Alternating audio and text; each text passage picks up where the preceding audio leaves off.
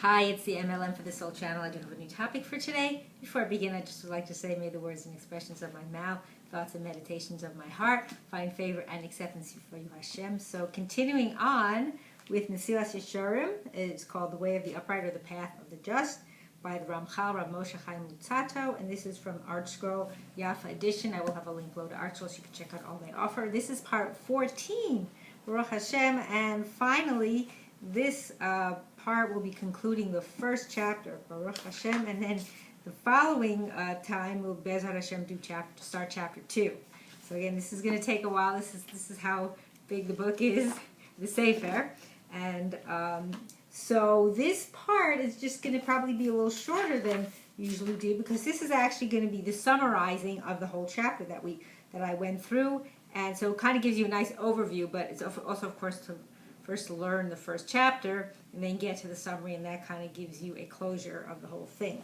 So the Ramchal summarizes the lessons that are taught in this chapter. Thus we have learned that the essential purpose of man's existence in this world is only to fulfill mitzvot and to serve Hashem, and to withstand the tests one faces, and the pleasures of the world are worthy solely to be used as a help and an aid to a person. So meaning everything that's here is for that purpose, so that he will have contentment and peace of mind. In order to be able to free his heart to focus on this service that rests upon him. So the commentary Charna states, Archaim 231:1, whatever pleasure one receives in this world should be only for the sake of serving the Creator, as it is written in Mishlei 3:6. In all your ways know Hashem. Even optional activities such as eating, drinking, walking, sitting, standing, etc., conversation, and all bodily needs should be entirely for the service of Hashem, of the Creator, or for something that assists in his service. Even if one is thirsty or hungry, if he eats and drinks for his personal pleasure, he is not praiseworthy. Rather, he should intend that his eating and drinking for his vitality in order to serve his Creator. And further below, chapter 16 with note 7, it'll give more. But I just wanted to say, sorry if I'm talking a little fast. Rabbi Mesillas Yesharim talks about that, how everything you should say is l'shem shamayim. You're sleeping l'shem shamayim so you could serve Hashem better. You're eating l'shem shamayim. You're drinking. You're going for a walk. I'm wearing clothes l'shem shamayim because I want to be covered, and it's modest to be like that way in front of Hashem. So you gotta always. It's hard to always remember to say that, but try to do that, because that'll help. Because that it is then you're making everything you do a mitzvah. Your work is l'shem shamayim, so you can pay your bills, but not just pay your bills, so that you can give tzedakah and help other people. And so everything you do, you go for a walk so you could serve Hashem better, so you can, be healthy and strong to serve Hashem better. So that's very important. So based on this synopsis of man's purpose in this world, the Ramchal responds to the second question that he posed at the beginning of this chapter. What was that? What should be man's outlook and ambition in everything he strives to achieve throughout his entire life? And that's a commentary, just as Rabbi Cheskel Charna and Iyunim. So what does he say here? Accordingly, it is appropriate that one's entire direction in life be oriented solely towards the Creator, blessed be He, and that he should have no other purpose in any action that he undertakes, whether minor or major, other than to come close to Him, blessed be He. So that's the whole purpose of in this world. Everything is solely to come close to Hashem, and to break down all the barriers that interpose between him and his Creator, specifically all the physical matters and whatever is associated with them. So the commentary here says, as Ramchal wrote in the beginning of this chapter, one's physical desires distance a person from Hashem. To succeed in becoming close to Hashem, a person must break these barriers. Similarly, the Rambam writes in Shmona Parakim chapter 7 that poor character traits are barriers between a person and Hashem, and must be broken for a person to succeed in cleaving to Him. And then it also says, Siderach Hashem 4:1-4. So what he's saying is that physical things cause this blockage. The more you're into the gashmias, the materialism, the more it pulls you away from Hashem. So the idea is we have to kind of chop that away, chip away at it and get rid of it, and whatever is not necessary. Okay, of course, great gedolim or not, in the sense that they can live so simply, and so everything in this world is meaningless to them but Torah, and they can handle it, but not everyone can. They like to live in a nice place, have a nice car, and that's nothing wrong with it. But again, don't get so attached to it, and don't make that your whole life. So that's kind of what he's saying. So then continuing on here, so specifically saying in all the physical matters, until he is drawn after him meaning Hashem, blessed be He, just as an iron is attracted to a magnet. So Rabbi Yehuda says in Das Torah Parshas Toldos, he finds an example of this magnetic attraction in a verse describing the time when Rivka was expecting Yaakov and Esav in Bereshit 25:22. These children struggled within her. Rashi explained that this to mean that when Rivka passed the Torah Academy of Shem and Aver, Yaakov struggled to emerge from the womb. And when she passed the temple of idol worship, Rahman al-Islam, I'm adding that, Esav struggled to emerge. So at first glance, it may seem odd that unborn children should act in this manner. In truth, however, every person has a spiritual compass that points as if magnetically in the direction to which his soul is attuned and draws him on that bearing. In the case of Yaakov and Esav, who personified the forces of good and evil, this spiritual attraction existed even while they were not born. Thus, Yaakov was automatically drawn toward the Torah Academy and Esav toward the house of idolatry. In a similar vein, the Midrash states that David M.L.M remarked that whenever he left his home to go somewhere, his feet would automatically, subconsciously lead him to the study hall. Isn't that amazing? That's from Vayikra 35:1. So that's what he's saying about that magnetic attraction you have with Hashem. So continuing on, thus anything that one thinks can be a means towards this closeness, he should pursue and grasp, and not loosen it from his grasp. And anything that he thinks can be a barrier to this goal, he should flee from it as one flees from fire. So if anything is going to bring you closer to Hashem, run towards it. Anything is going to make you go further away from Him, Rahman al-Islam, run away from it. As far as you can, like fire. So this focus in life is in accordance with what is stated in Tehillim 63:9. In Hebrew, I'll just read it. Dav kanafshi acharecha bi tamcha yiminecha. My soul cleaves after you. Your right arm has supported me. And you is Hashem. And again, you are is also Hashem, just so you know. It is clear that this should be one's focus, since one's entry into the world is only for this goal. That is to achieve this closeness, while escaping everything that impedes or detracts from it. So basically, the whole purpose, the goal is to come close to Hashem. So anything that might cause you to, move away from it, you should run away from. So Ramchal concludes this opening chapter. Now, once we know and have clarified for ourselves the truth of this principle, we should investigate its details according to their levels, from the beginning of the matter to its conclusion, according to how Rabbi Pinchas ben Yair organized them in his teaching that we have already cited in the introduction. He says, one leads to the other, Zehirus, there's a whole order. And then commentary says here, that is, since man's mission in this world is to attain closeness to Hashem while avoiding anything that detracts from it, we ought to clarify the levels of this closeness in ascending order and how to attain them.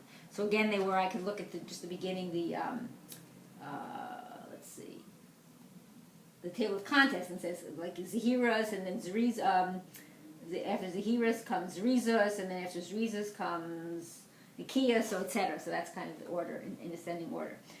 This is the framework upon which the rest of this work is built. The methods to acquire successive levels of closeness to Hashem, and how to avoid anything that can inhibit such growth. As mentioned at the conclusion of the introduction, the levels were organized by Rabbi Pinchas ben Yair in the proper order for steady growth. So he's going to go in order, like now that we're just reading the introduction of the mission, then each chapter, I think starting with chapter 2, starts Zehira, so he's going to break it down to understandable levels that we could try to, sorry for the noise in the background, so that we can get it and understand what we need to do. So he'll break it down very simply and easily.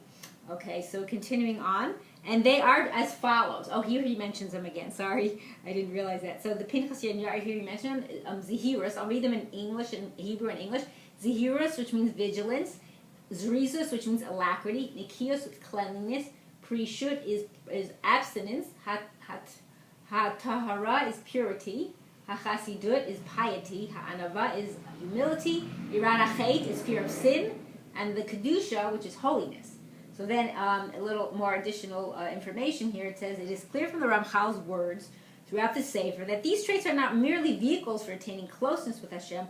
Rather, each of them represents a successively higher level of actual closeness with Him. So each one creates the closeness. It's not like you need to finish them all to get that. So one who succeeds in making Zehiras a part of his essence has become more attached to Hashem. When he then acquires Zerizus, he becomes even further attached. So each level makes you attached even more. This is not merely because he will now have less transgressions and more mitzvot.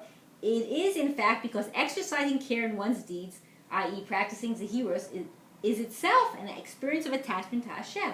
And performing mitzvot with alacrity, which means practicing Zerizos, is an experience of further attachment. So each one brings you closer and closer attached. This carries forward through all the levels discussed in this work. They are not merely means of becoming elevated and attaining closeness with Hashem, but actual levels of that closeness. So each one is an actual level, leading up to Kedusha, holiness, which is the greatest degree of attachment to Hashem that man can achieve in this world. But again, you have to follow the steps in order to get to that, and that's a lofty goal. And then we will now explain them one by one with the help of heaven. So that's, you say, this is what we're going to do. So now, what he gives to conclude here is an actual summary of chapter 1. So in a few paragraphs. So he says, attaining true piety and sincerely serving Hashem requires a strong foundation and healthy roots. These are to recognize the purpose for which a person was created and to identify what one's goals in life should be.